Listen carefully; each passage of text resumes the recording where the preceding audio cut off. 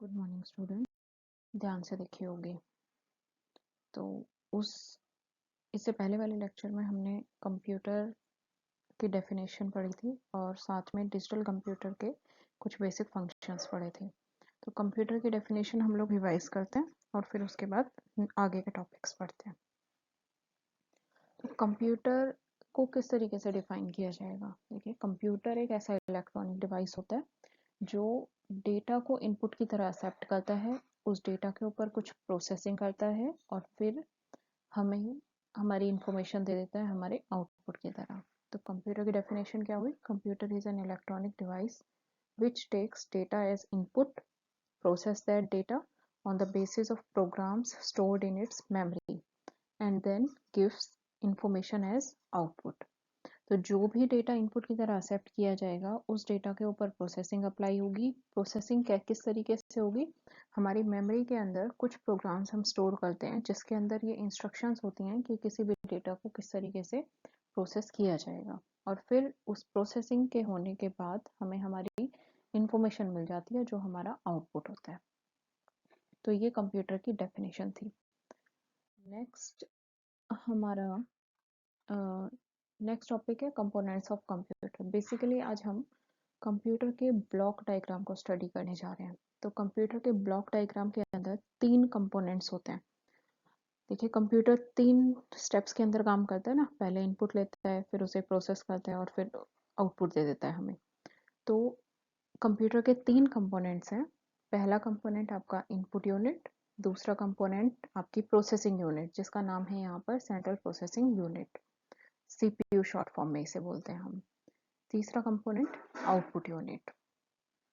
अब इन्हें हमें डिटेल में पढ़ना है कि ये अलग अलग कंपोनेंट्स किस तरीके से काम करते हैं। देखिए, कंप्यूटर सिंपली किस तरीके से काम करता है। डेटा उसने एक्सेप्ट किया इनपुट की तरह, वो डेटा कहाँ जाएगा? सीपीयू के अंदर जाएगा। सीपीयू के अंदर प्रोसेसिंग होगी और फिर प्रोसेसिंग होने के बाद हमें आउटपुट मिल जाएगा। ये तीनों सीक्वेंस में हमारे काम करेंगे। तो सबसे पहले हम लोग देखते हैं कि इनपुट यूनिट क्या होती है और किस तरीके से काम करती है। इनपुट यूनिट के अंदर ऐसे डिवाइसेस होते हैं जिनकी हेल्प से हम लोग अपने डेटा को कंप्यूटर के अंदर एंटर करते हैं। तो input unit contains devices with the help of which we enter data into the computer. हम अपने कंप्यूटर के अंदर डेटा को किस तरीके से एंटर कर सकते हैं, किन डिवाइसेस की हेल्प से डेटा एंटर किया जाएगा, वो हमारे इनपुट यूनिट के अंदर आते हैं। और ये इनपुट यूनिट एक लिंक की तरह काम करती है यूज़र और कंप्यूटर के बीच में। आप यूज़र हैं, कंप्यूटर के साथ किस तरीके से इंटरेक्शन करेंगे, कंप्यूटर को किस तरीके से अपनी बात समझाएंगे, उसे डेटा कैसे देंगे। तो उसके लिए हमें एक इनपुट डिवाइस की ज़रूरत है, इनपुट यूनिट की ज़रूरत है। हम उस इनपुट यूनिट को यूज़ करके अपने डेटा को कंप्यूटर के अंदर एंटर करवा सकते हैं। तो इनपुट डिवाइस मेनली करता क्या है? जो ह्यूमन बीइंग का जो डेटा होता है उस डेटा को कंप्यूटर जिस लैंग्वेज के अंदर काम करता है उस लैंग्वेज में वो ट्रांसलेट कर देता है। कंप्यूटर हमारी लैंग्वेज को नहीं समझ सकता। कंप्यूटर इंग्लिश में काम नहीं करता, कंप्यूटर हिंदी में काम नहीं करता। कंप्यूटर की अपनी एक लैंग्वेज है जिस लैंग्वेज को हम लोग बोलते हैं binary language. Computer binary language के ऊपर काम करता है। बाइनरी लैंग्वेज के अंदर क्या क्या वैल्यूज होती हैं? बाइनरी लैंग्वेज वैल्यूज होती हैं, देखिए,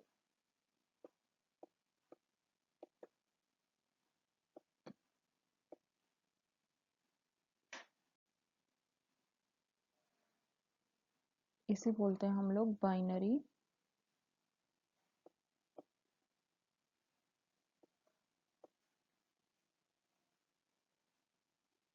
लैंग्वेज। और बाइनरी लैंग्वेज जो होती है वो किस तरीके से काम करती है? खाली 2 वैल्यूज के ऊपर काम करती है, या तो 0 वैल्यू होगी या फिर 1 वैल्यू होगी। 0 वैल्यू का मतलब आपका डेटा प्रेजेंट नहीं है, मतलब 0 रिप्रेजेंट करता है एब्सेंस ऑफ डेटा को। 1 वैल्यू रिप्रेजेंट करती है जहां पर हमारा डेटा प्रेजेंट होगा। तो अगर कहीं, देखिए, कंप्यूटर इलेक्ट्रॉनिक डिवाइस है, अगर सिग्नल पास होगा तो आपका वो इलेक्ट्रॉनिक डिवाइस काम करेगा। अगर वहाँ सिग्नल नहीं होगा तो वहाँ कंप्यूटर काम नहीं करेगा। तो जहाँ पे सिग्नल प्रेजेंट है वो वैल्यू क्या होगी? वो वैल्यू होगी 1 वैल्यू।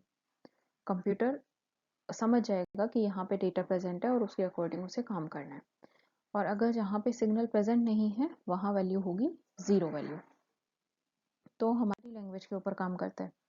तो इनपुट डिवाइस क्या काम करते हैं? इनपुट डिवाइस हमारी भाषा को, मतलब हम लोग हिंदी में इंस्ट्रक्शंस दें, चाहे इंग्लिश में, चाहे फ्रेंच में, किसी भी लैंग्वेज में सॉरी, किसी भी लैंग्वेज में हम अपनी इंस्ट्रक्शंस कंप्यूटर को दे सकते हैं।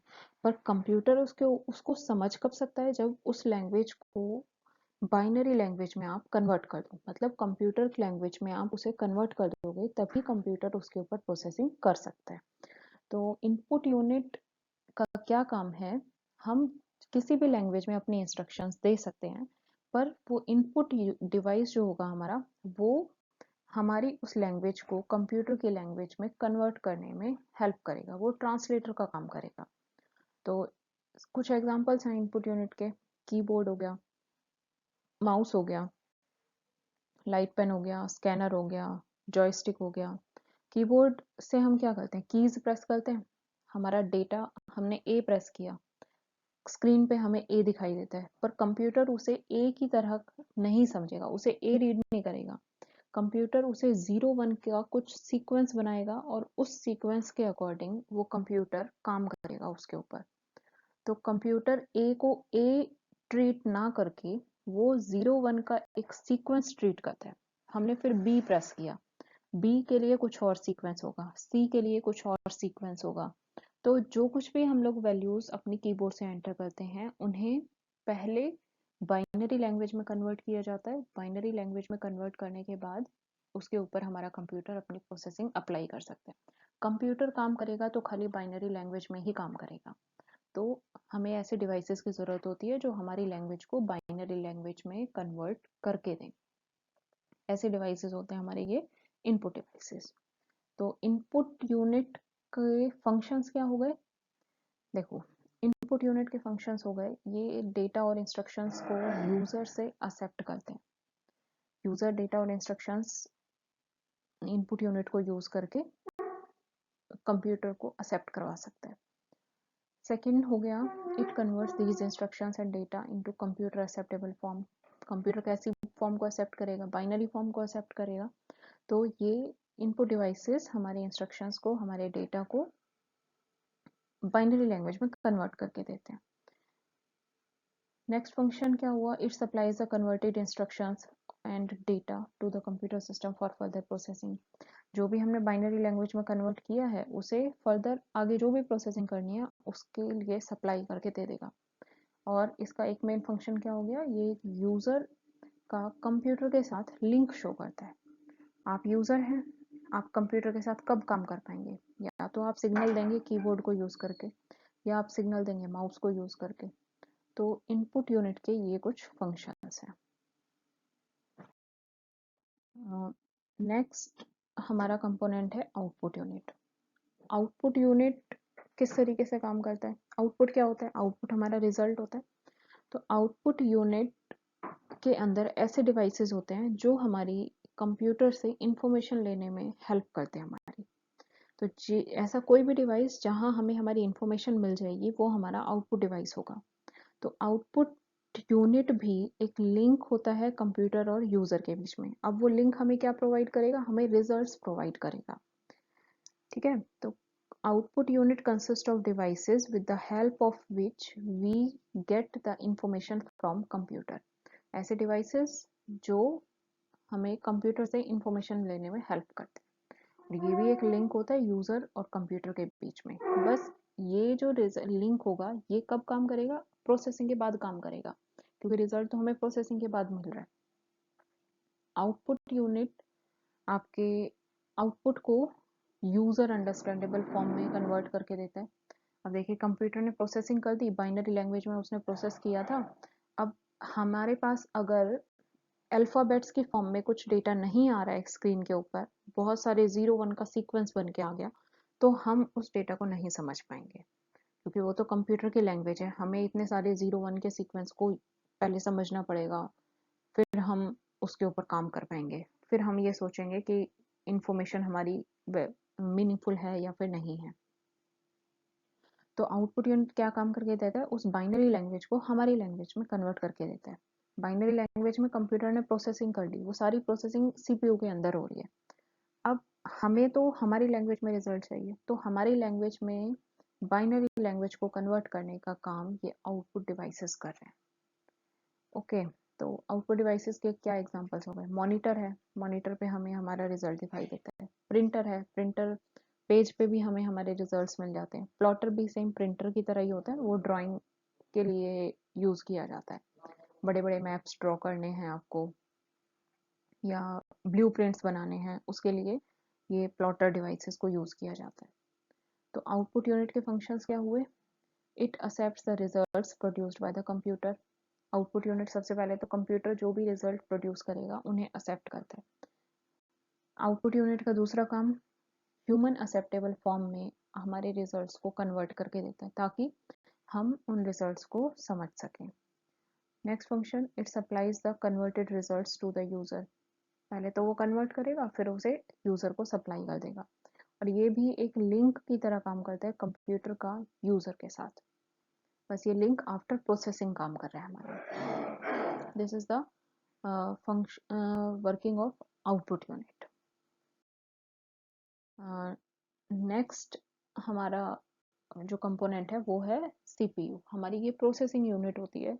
सीपीयू एक इम्पॉर्टेंट पार्ट है कंप्यूटर का, और इसे हम ब्रेन ऑफ कंप्यूटर भी बोलते हैं। CPU central processing unit, it is also considered as brain of computer.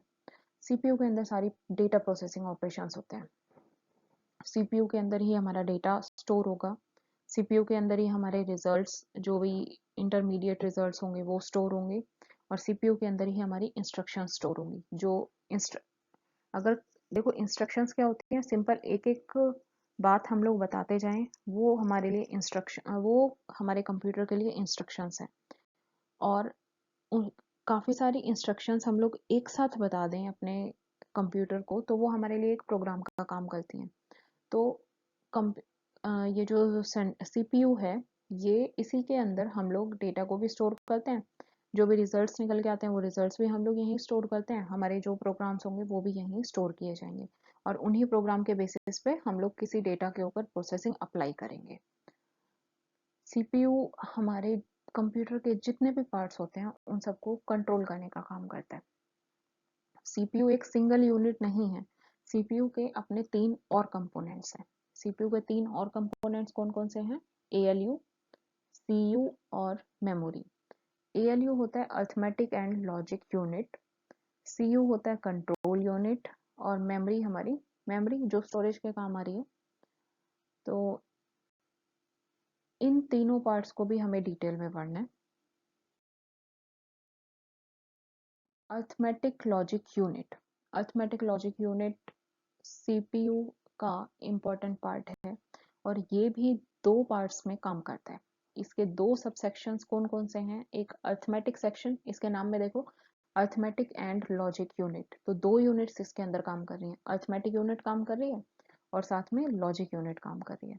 Arithmetic unit किस तरीके से काम कर रही है, आपका ये जो अर्थमेटिक सेक्शन है, इसका काम होता है अर्थमेटिक ऑपरेशंस परफॉर्म करना। अर्थमेटिक ऑपरेशंस कौन से, मैथ्स वाले जो फंक्शंस होते हैं हमारे, वो ऑपरेशंस अर्थमेटिक यूनिट परफॉर्म करती है। हम ऐड करते हैं नंबर, सब्ट्रैक्ट करते हैं, प्लस माइनस मल्टीप्लाई डिवाइड, ये सारे बेसिक ऑपरेशंस हैं हमारे। किन्हीं भी नंबर्स के ऊपर हम ये फंक्शंस अपने अप्लाई कर सकते हैं। और जितने भी कॉम्प्लेक्स इक्वेशंस होती हैं हमारी, वो सारी की सारी इन्हीं 4 बेसिक फंक्शंस को यूज करके, 4 बेसिक ऑपरेशंस को यूज करके परफॉर्म की जाती हैं। तो कहीं भी अगर हमें किसी भी टाइप के इंस्ट्रक्शन में एडिशन, सब्ट्रैक्शन, मल्टीप्लिकेशन या डिवीजन करना है, तो उसके लिए हमारा कौन सा सेक्शन काम करेगा, अर्थमेटिक सेक्शन काम करेगा। अर्थमेटिक सेक्शन का काम हुआ खाली अर्थमेटिक ऑपरेशंस परफॉर्म करना। ओके, नेक्स्ट यूनिट है हमारी लॉजिक सेक्शन। लॉजिक सेक्शन बोले या फिर लॉजिक यूनिट बोले, तो लॉजिक यूनिट का काम क्या है, जहां पर भी हमें कंपैरिजन करना है, जहां पर भी हमें मैचिंग करनी है, कुछ सेलेक्ट करना है, या फिर बहुत सारे डेटा को मर्ज करना है, मतलब मिक्स करना है, तो उसके लिए हमारी कौन सी यूनिट काम करती है? लॉजिक यूनिट काम करती है। तो लॉजिक यूनिट का क्या फंक्शन हुआ? Logic unit basically logical operations perform करके देती है। Greater than, less than, greater than equal to, less than equal to, या फिर कहीं बहुत सारा डेटा है उसमें से कुछ सेलेक्टेड पार्ट हमें यूज करना है तो वो सिलेक्शन ऑपरेशन हो गया आपका। कहीं से आपको चेक करना है कि आपका डेटा मैच हो रहा है या फिर नहीं हो रहा है, तो उसके लिए हमारा ये लॉजिक फंक्शन ही काम करेगा, लॉजिक सेक्शन काम करेगा। कहीं आपके पास बहुत सारा डेटा है, उस डेटा को एक साथ मर्ज करना है, मिक्स करना है, तो वो वहां पर भी हमारा लॉजिक सेक्शन काम करेगा। अर्थमेटिक एंड लॉजिक यूनिट के अंदर दो सेक्शंस काम कर रहे हैं। अर्थमेटिक सेक्शन जिसके अंदर एडिशन, सब्ट्रैक्शन, मल्टीप्लिकेशन, डिवीजन मतलब बेसिक अर्थमेटिक ऑपरेशंस परफॉर्म किए जाते हैं। जहाँ कैलकुलेशंस वाला काम होगा वहाँ अर्थमेटिक सेक्शन काम करेगा। लॉजिक सेक्शन के अंदर कंपैरिजन होगा, सिलेक्शन होगा, मैचिंग होगी और मर्जिंग होगी डेटा की। तो ये था हमारा ALU जो अर्थमेटिक और लॉजिक यूनिट है। सीपीयू का दूसरा कंपोनेंट है कंट्रोल यूनिट। कंट्रोल यूनिट देखिए, सीपीयू तो पूरे कंप्यूटर सिस्टम का ब्रेन है और हम लोग कह सकते हैं कि कंट्रोल यूनिट आपके सीपीयू का ब्रेन है। अगर कंट्रोल यूनिट हमारी प्रॉपरली काम नहीं करेगी तो हमारा सीपीयू प्रॉपरली काम नहीं कर पाएगा। तो जितने भी फंक्शंस हमारा कंप्यूटर करता है उन सारे फंक्शंस को कंट्रोल करने का काम कंट्रोल यूनिट करता है। Control unit controls the operations of all parts of the computer. Control unit computer के सारे पार्ट्स के ऑपरेशंस को कंट्रोल करने का काम करता है। यहाँ पर कोई भी डेटा प्रोसेसिंग नहीं होती, ये सिर्फ सिग्नल्स के ऊपर काम करता है। हमें कहाँ से डेटा अपना लेना है, कहाँ डेटा देना है और कहाँ डेटा को स्टोर करना है, ये सारी चीज़ों का काम, ये सारे काम हमारा कंट्रोल यूनिट करता है। तो यहाँ कोई डेटा प्रोसेसिंग नहीं हो रही है, यहाँ कोई कैलकुलेशन नहीं हो रही है, यहाँ कोई डेटा की स्टोरेज नहीं हो रही है। तो कंट्रोल यूनिट सिंपल आपका कंप्यूटर जो जो फंक्शंस परफॉर्म कर सकता है उन फंक्शंस को कंट्रोल करने का काम कर रहा है कंट्रोल यूनिट। ये कंट्रोल यूनिट किस तरीके से वर्क करता है उसकी वर्किंग के लिए कुछ स्टेप्स हैं। कंट्रोल यूनिट की वर्किंग किस तरीके से होगी, देखिए स्टेप बाय स्टेप समझते हैं इसे। ये फर्स्ट स्टेप इसका क्या होगा? It retrieves instructions from the main memory. Main memory से ये इंस्ट्रक्शंस को लेगा और उन इंस्ट्रक्शंस को देखकर ये समझेगा कि क्या करना है उन इंस्ट्रक्शंस के अकॉर्डिंग। तो it retrieves instructions from the main memory and determines what is to be taken. मतलब वो इंस्ट्रक्शंस क्या कह रही हैं वो समझने का काम सबसे पहले कंट्रोल यूनिट करेगा। फिर उन इंस्ट्रक्शंस के लिए को यूज करने के वो जो इंस्ट्रक्शंस हैं वो किस टाइप के डेटा के ऊपर काम करेंगी, उस डेटा को भी मेमोरी से लेना पड़ेगा। तो नेक्स्ट स्टेप क्या हुआ? It then retrieves the data required to be processed from the memory. Memory से उस डेटा को रिट्रीव किया जाएगा जिसके ऊपर ये फर्स्ट स्टेप की इंस्ट्रक्शंस काम करेंगी। ओके, नेक्स्ट स्टेप क्या है? It causes the CPU to actually carry out required operations. अब हमारे पास डेटा भी है, हमारे पास इंस्ट्रक्शंस भी हैं, तो जो भी ऑपरेशंस हमें परफॉर्म करने हैं वो ऑपरेशंस आपके परफॉर्म कर दिए जाएंगे और साथ में ये भी चेक किया जाएगा कि ऑपरेशंस परफॉर्म हुए हैं या फिर नहीं हुए हैं। ऑपरेशंस परफॉर्म हो गए हैं तो हमारे पास कुछ ना कुछ ज़रूर रिजल्ट मिलेगा। अगर ऑपरेशंस परफॉर्म नहीं हुए हैं तो वो वेट करेगा कि आपके ऑपरेशंस कंप्लीट हो जाएं, उसके बाद रिजल्ट्स आपको मिल जाएं। तो ऑपरेशंस अगर कंप्लीट हो चुके हैं तो वो आपके रिजल्ट्स को मेमोरी के अंदर स्टोर करेगा। It places the processed results in the output area of the memory. Memory का जो आउटपुट एरिया होगा उसके अंदर आपके रिजल्ट्स को स्टोर कर लिया जाएगा। तो इससे इन ऊपर के ये जो 4 स्टेप्स हैं, इन चारों स्टेप्स में हमने क्या काम किया है, हमारा कंट्रोल यूनिट किस तरीके से काम करे, जो भी इंस्ट्रक्शंस हमारी मेमोरी के अंदर है उन इंस्ट्रक्शंस को पढ़ेगा, उन्हें समझेगा कि ये इंस्ट्रक्शंस किस तरीके से काम करेंगी। फिर उन इंस्ट्रक्शंस को किस डेटा के ऊपर अप्लाई करना है वो उस डेटा को मेमोरी से यूज करेगा। उस डेटा और इंस्ट्रक्शंस को यूज करके एक्चुअल ऑपरेशंस परफॉर्म किए जाएंगे। ऑपरेशंस परफॉर्म होने के बाद हमें हमारा रिजल्ट मिल जाएगा और उस रिजल्ट को वो मेमोरी के अंदर स्टोर कर देगा। और फिर ये तो एक इंस्ट्रक्शन हमारी कंप्लीट हो गई। इसी तरीके से बहुत सारी इंस्ट्रक्शंस होंगी, उन सारी इंस्ट्रक्शंस को इसी साइकिल में वो कंप्लीट करता रहेगा। तो नेक्स्ट लास्ट स्टेप है, it फेचेस the next instruction from the memory. Memory से जो नेक्स्ट इंस्ट्रक्शन होगी उसे रिट्रीव करेगा और इस पूरी की पूरी साइकिल को दोबारा से रिपीट करेगा। तो ये थी वर्किंग की कंट्रोल यूनिट हमारा काम किस तरीके से करता है। Next is functions of control unit. Control unit के फंक्शंस क्या हुए? कंट्रोल यूनिट का सारा काम किस चीज का है? कंट्रोलिंग का काम है। तो फर्स्ट फंक्शन क्या है हमारे पास? It is responsible for controlling the transfer of data and instructions among other units of computer. ये डेटा और इंस्ट्रक्शंस को कंप्यूटर के बाकी पार्ट्स के साथ किस तरीके से पैचअप कराना है उसके लिए रिस्पॉन्सिबल होगा। तो हमारे डेटा और इंस्ट्रक्शंस को कहाँ ट्रांसफर करना है, उन सारी चीज़ों के लिए रिस्पॉन्सिबल हमारी कंट्रोल यूनिट है। मतलब कंट्रोल यूनिट का काम है सिग्नल्स को इधर से उधर ट्रांसफर करने के लिए। देखो किस तरीके से डेटा दिया हमने, डेटा को स्टोर करना है तो मेमोरी में किस जगह डेटा स्टोर होगा, ये कौन बताएगा? कंट्रोल यूनिट बताएगा। उस डेटा के ऊपर कौन सी इंस्ट्रक्शंस काम करेंगी, वो इंस्ट्रक्शंस हमारे सीपीयू में कहाँ पे हमारी मेमोरी में कहाँ स्टोर्ड हैं, उन इंस्ट्रक्शंस को यूज़ करके कैलकुलेशंस कैसे परफॉर्म होंगी वो भी कंट्रोल यूनिट बताएगा। जो भी आपके रिजल्ट्स आएंगे उन रिजल्ट्स को मेमोरी में कहाँ स्टोर करना है वो प्लेस के बारे में भी कंट्रोल यूनिट बताएगा। तो बेसिकली कंट्रोल यूनिट सिग्नल्स को ट्रांसफर करके दे रहा है। ओके, नेक्स्ट फंक्शन है it manages and coordinates all the units of computer. Computer के सारे जितने भी डिवाइसेस हमने कंप्यूटर के साथ अटैच किए हुए हैं उन सबको मैनेज और कोऑर्डिनेट करने का काम भी कंट्रोल यूनिट करता है। Next function, it obtains the instructions from the memory, interprets them and directs the operation of the computer. Instructions memory से लेगा, उन्हें इंटरप्रेट करेगा मतलब उनका मीनिंग निकालेगा और फिर जो भी ऑपरेशन उन इंस्ट्रक्शंस में बोला गया है करने के लिए उसे परफॉर्म करेगा और रिजल्ट दे देगा। It communicates with input output devices for the transfer of data और रिजल्ट्स इनटू और फ्रॉम स्टोरेज। मेमोरी के अंदर डेटा कहाँ और किस जगह से हमें मेमोरी के अंदर से डेटा लेना है, किस जगह पे हमें अपने रिजल्ट्स स्टोर करने हैं, ये सारी कम्युनिकेशन का काम कंट्रोल यूनिट कर रहा है। और ये किसी भी तरह के डेटा को ना तो स्टोर करता है कंट्रोल यूनिट, ना ही प्रोसेस करता है। कंट्रोल यूनिट सिंपल सिग्नल्स के ऊपर काम करता है। तो ये जो कंट्रोल यूनिट है कंट्रोल यूनिट सिग्नल्स ट्रांसफर कर रहा है। अगर कहीं हमारे इनपुट यूनिट का काम है तो ये कीबोर्ड को बता देगा। कीबोर्ड, इसे कैसे पता चलेगा? कीबोर्ड से हमने डेटा एंटर किया, सिग्नल गया कंट्रोल यूनिट के पास, कंट्रोल यूनिट के पास सिग्नल आया, जो भी डेटा है वो कहाँ स्टोर होगा, कंट्रोल यूनिट ने ये डिसाइड कर लिया कि मेमोरी में इस प्लेस पे ये हमारा डेटा स्टोर किया जाएगा।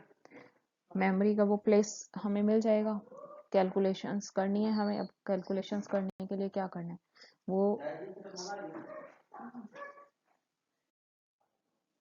कंट्रोल यूनिट जो भी इंस्ट्रक्शंस हमने वहाँ पे ट्रांसमिट की हुई हैं हमारे पास हमें चाहिए वो सारी इंस्ट्रक्शंस वो रिट्रीव करेगा। जो भी आउटपुट होगा उस आउटपुट सिग्नल को आउटपुट यूनिट के पास ट्रांसफर कर देगा और फिर वो आउटपुट यूनिट आपके रिजल्ट को शो कर देगा। तो ये था कंट्रोल यूनिट का फंक्शन। नेक्स्ट पार्ट है कंप्यूटर सीपीयू का मेमोरी। मेमोरी भी बहुत ज़रूरी पार्ट है। मेमोरी नहीं होगी तो हम लोग अपने डेटा को कहाँ स्टोर करें?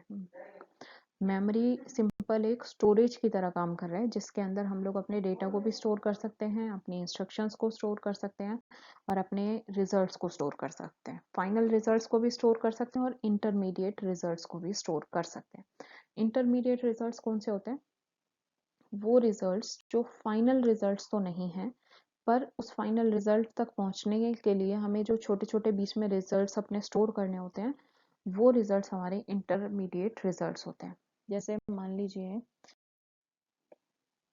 2 + 3 प्लस 5, ये 3 नंबर्स को हमें ऐड करना है। किस तरीके से ऐड करेंगे?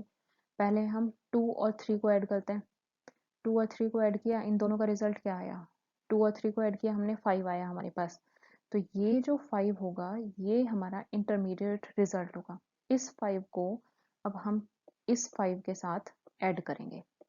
तो इंटरमीडिएट रिजल्ट और जो हमारा ये डेटा वैल्यू है उस डेटा को हमने ऐड किया और फिर हमारे पास रिजल्ट आएगा जाके 10। तो 10 फाइनल रिजल्ट है। और ये जो 3 और 2 को ऐड करने के बाद हमें रिजल्ट मिला था बीच में, उस रिजल्ट को जब तक हम स्टोर नहीं करेंगे तब तक हमारा फाइनल रिजल्ट हमें नहीं मिल पाता।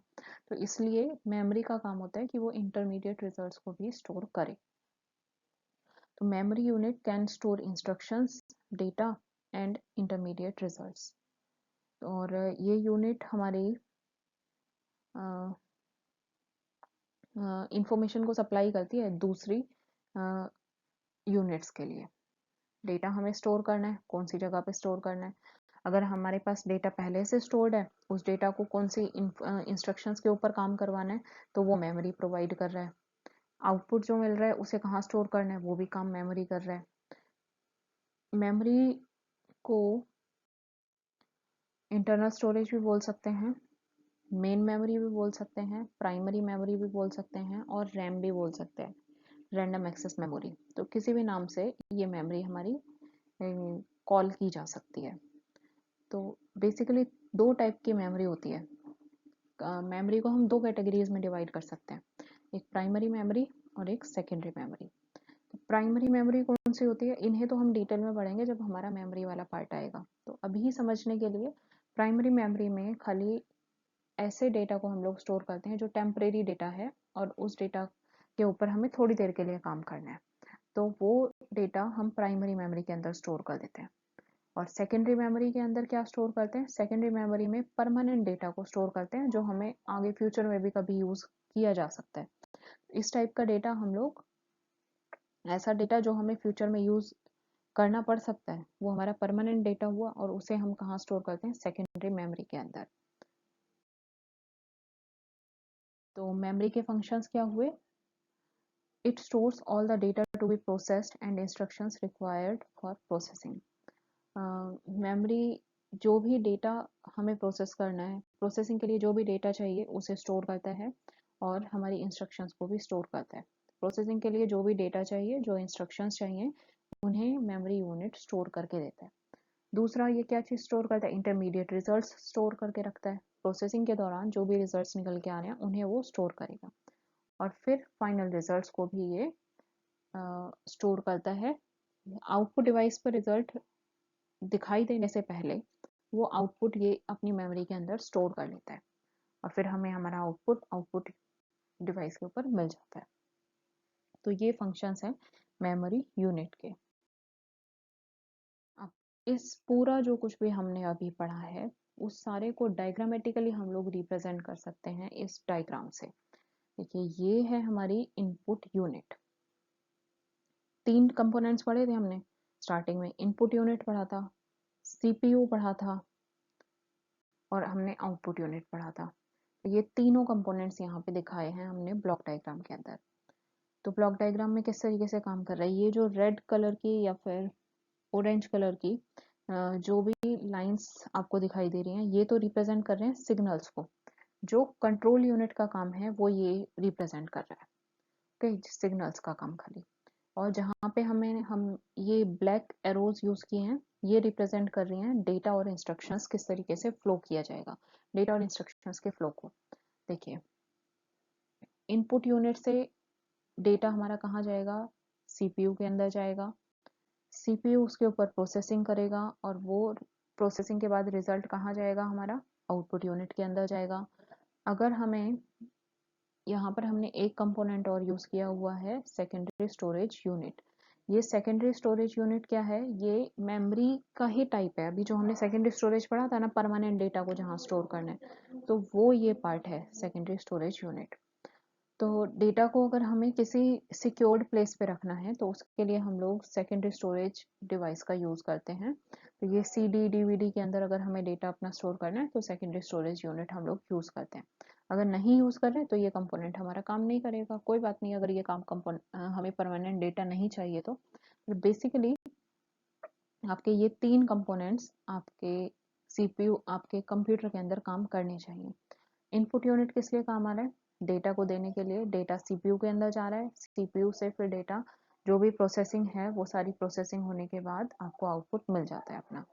तो कंट्रोल यूनिट का क्या काम है? देखिए, आपने कीबोर्ड से सिग्नल दिया, कीबोर्ड से सिग्नल आपका कंट्रोल यूनिट में गया। कंट्रोल यूनिट में सिग्नल जाने के बाद कंट्रोल यूनिट ये डिसाइड करेगा हमने इंस्ट्रक्शंस कैसी दी हैं। हमें डेटा स्टोर करना है तो स्टोरेज के लिए मेमोरी यूनिट यूज़ कर ली जाएगी। कंट्रोल यूनिट सिग्नल भेज देगा यहाँ मेमोरी यूनिट में। अगर कहीं कैलकुलेशंस करने वाली इंस्ट्रक्शंस दी हुई हैं तो कंट्रोल यूनिट किसको सिग्नल भेज देगा? एएलयू को भेज देगा। Arithmetic logic unit, addition multiplication subtraction करना है तो उसके लिए हमारी कंट्रोल यूनिट एएलयू को सिग्नल भेज देगी। और एएलयू अपना फंक्शंस को परफॉर्म करने के बाद मेमोरी यूनिट में डेटा को स्टोर कर सकता है और या फिर मेमोरी यूनिट से किसी डेटा को यूज कर सकता है। तो ये एएलयू का काम हुआ। तो सारी पूरी की पूरी इंस्ट्रक्शन आपकी परफॉर्म होने के बाद, कंप्लीट होने के बाद आपका रिजल्ट आपके आउटपुट से आपका सिग्नल कहाँ जाएगा? आउटपुट यूनिट पे जाएगा और आपका जो रिजल्ट होगा वो रिजल्ट भी आउटपुट यूनिट में जाएगा। कंट्रोल यूनिट आउटपुट यूनिट को सिग्नल प्रोवाइड कर देगा कि अब आपका काम स्टार्ट हो गया है और मेमोरी यूनिट उस डेटा को फ्लो कर देगा। मतलब जो भी इंफॉर्मेशन हमारी निकल के आई है उस इंफॉर्मेशन को हमारे आउटपुट यूनिट पर स्टोर करके दे देगा, शो करके दे देगा। तो इस तरीके से हमारा पूरा का पूरा कंप्यूटर काम करता है। अगर हमें जो हमारे पास रिजल्ट्स निकल के आ रहे हैं उन रिजल्ट्स को परमानेंटली स्टोर करना है तो ये मेमोरी से हमारा जो डेटा है वो सेकेंडरी स्टोरेज यूनिट में जाएगा। और सेकेंडरी स्टोरेज से हमें कोई डेटा रिट्रीव करना है तो उसके लिए भी हमारी मेमोरी यूनिट उस डेटा को वहाँ से रिट्रीव कर सकती है और फिर उसके अंदर काम किया जा सकता है। बस अगर हमें किसी डेटा के ऊपर काम करना है तो उस डेटा को हमें मेमोरी के अंदर लेके आना होता है। पहले पहले हमारा डेटा मेमोरी में प्रेजेंट होना चाहिए, तभी हम उस डेटा के ऊपर काम कर सकते हैं। तो अगर डेटा स्टोर करना है तो ये एरो दिखाई गई है डेटा को स्टोर करने के लिए। और अगर सेकेंडरी स्टोरेज यूनिट से डेटा हमें लेना है और उसके ऊपर कुछ परफॉर्म करना है तो ये एरो उस काम के लिए रिप्रेजेंट की गई है। इस एरो से ये कौन सा डेटा का फ्लो दिखा रहा है? Secondary storage. आपने सीडी में कोई डेटा यूज स्टोर किया हुआ है, उस डेटा को यूज करके आपको कैलकुलेशंस करनी है तो ये डेटा पहले आपकी मेमोरी यूनिट के अंदर जाएगा और फिर उसके ऊपर आप कैलकुलेशंस परफॉर्म कर सकते हो। और फिर कैलकुलेशंस परफॉर्म होने के बाद आउटपुट यूनिट पर आपको आपका रिजल्ट मिल जाएगा। तो ये पूरा का पूरा आज जो हमने पढ़ा है ये हमने एक सिंगल क्वेश्चन पढ़ा है। क्वेश्चन किस तरीके से आता है? Draw the block diagram of computer and explain all the components of the block diagram. तो आपको ये डायग्राम बनाना है, पहले पूरा का पूरा डायग्राम ऐसे ही बनाओगे और इस डायग्राम के अंदर जो कंपोनेंट्स हैं उन सबको एक्सप्लेन करना है। हमने एक्सप्लेनेशन किस किस का पढ़ा? इनपुट यूनिट का पढ़ा है हमने, सीपीयू के अंदर हमने एएलयू पढ़ा था, सीयू पढ़ा था, मेमोरी पढ़ा था, ये सीपीयू के अंदर पढ़े हमने। आउटपुट यूनिट हमने पढ़ा था। सेकेंडरी स्टोरेज यूनिट को आप डिटेल में पढ़ लोगे अपना मेमोरी जब मेमोरी वाला चैप्टर हम लोग पढ़ेंगे तो ये वर्किंग है कि कंप्यूटर किस तरीके से काम करता है, सिग्नल कैसे जाता है, डेटा किस तरीके से जाता है। तो आज के लिए बस इतना ही। अगर आप लोगों के कोई डाउट्स हैं तो व्हाट्सएप ग्रुप पर आप शेयर कर सकते हो। Okay, thank you.